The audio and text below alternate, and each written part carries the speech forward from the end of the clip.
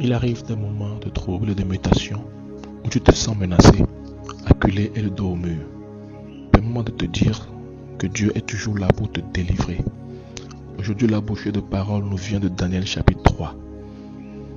Il arriva que le roi Nebuchadnezzar fit faire une grande statue d'or.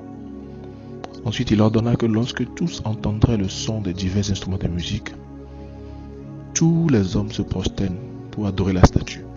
Quiconque refuserait sera alors jeté dans une fournaise ardente de feu. Quelle situation difficile ce fut pour Shadrach, Meshach et Abednego. Voici la réponse qu'ils donnèrent au roi. Voici notre Dieu que nous servons peut nous délivrer de la fournaise ardente, et il nous délivrera de ta main, ô roi. Sinon, sache, ô roi, que nous ne servirons pas tes dieux, et que nous n'adorerons pas la statue d'or que tu as élevée.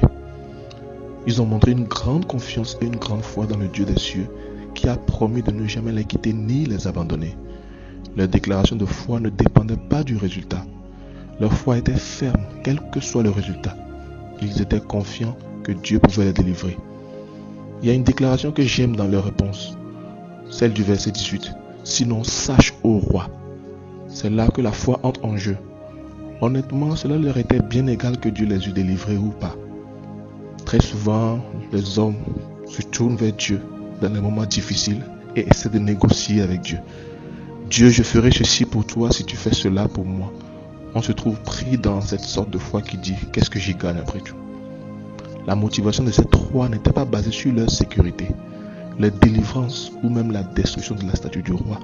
Leur motivation était simplement d'être obéissants dans leur foi pour le Dieu des cieux. Ils disaient du genre « même si Dieu ne me donne pas de travail, j'aurai la foi. Même si Dieu ne me donne pas la guérison physique, j'aurai la foi.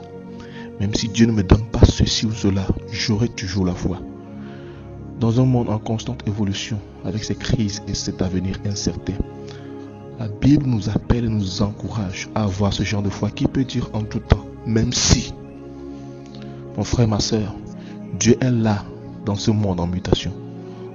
Au temps de la souffrance et lorsque la chaleur monte dans ta vie, Dieu envoya à ces jeunes hommes la délivrance.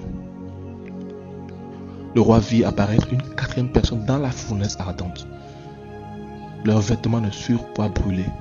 On ne sentait même pas l'odeur de la fumée sur eux. Leur foi a transformé leur épreuve en témoignage. Le Dieu des trois amis de Daniel demeure le même. Il écoute les cris de ceux qui l'invoquent. Si ta foi peut rester ferme et solide en lui jusqu'à dire même si, comme ce fut leur cas, tu verras ton miracle et ton témoignage sera grand. Que Dieu te bénisse.